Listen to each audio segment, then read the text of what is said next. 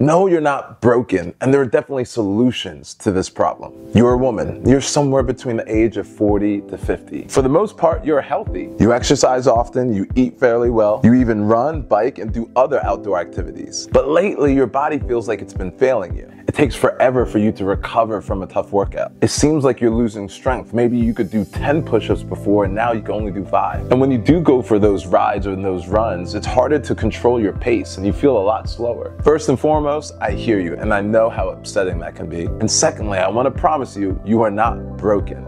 And there are definitely solutions and things we can do to reverse these trends. The reality is, women going through premenopause and perimenopause often see a decline in athletic performance. And that's due to a bunch of different metabolic, hormonal, and physiological changes that are happening within their bodies. For starters, in pre or perimenopause, there's a decline in estrogen. Estrogen is a key factor in muscle maintenance, bone density, and recovery from tough workouts. Estrogen also plays a key role in the elasticity of your blood vessels. So think about it, if your blood vessels can't relax and contract as well as they used to, it could affect your cardiovascular fitness as well. Secondly, women going through a menopausal transition often see a decrease in metabolic rate. That's often due to the decrease in muscle mass and the changes to insulin sensitivity. And when you add up all these factors, you get a decrease in bone density, which also adds to that lack of strength, lack of power and explosiveness, and it's often associated with more injuries, which keeps women out of activities and exercise. The fourth factor, which is a big one, and that's often not talked about, are the psychological factors that play in that menopausal transition. Mood swings, anxiety, depression, these things unfortunately are associated with the hormonal changes that you're going through in this stage of your life. These factors can reduce motivation,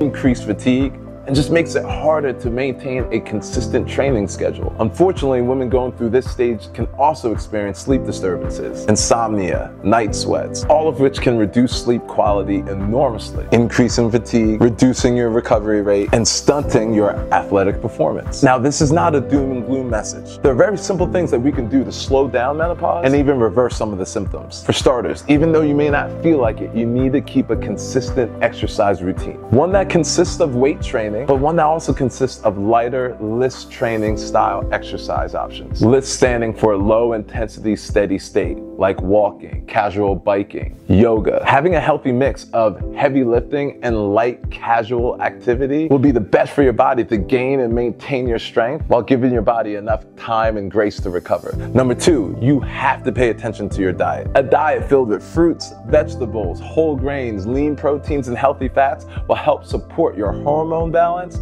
and your general health. Number 3, you have to get adequate sleep. I know for some women going through this stage in their life, they have children, they have busy schedules. I feel you. But sleep is the #1 way that we can combat some of these issues. No less of 7 hours a night of quality sleep should be your goal. If that means put the laptop and phone away and give yourself an adult bedtime, so be it.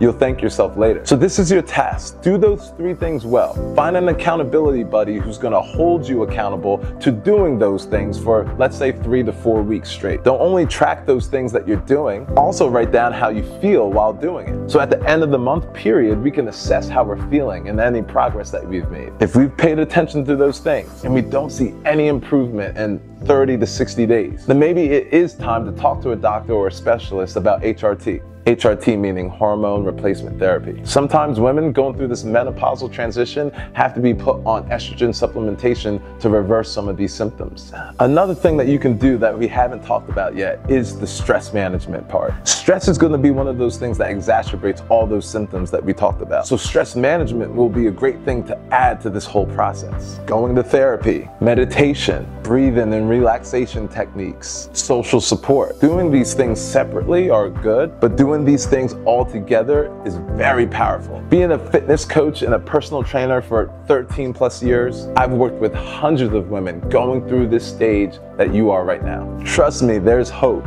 but we do have to put in the work. To be honest, I try to shorten up this video as much as I could. There's a lot on this topic that a lot of women don't know themselves. Unfortunately, we weren't really taught too much about this process in school. Even I studied kinesiology in college and didn't learn a whole lot on menopause. A lot that I know now is my own research to help my clients. So if you want me to dive deeper into this topic, leave a woman emoji in the comments. Trust me, you got this.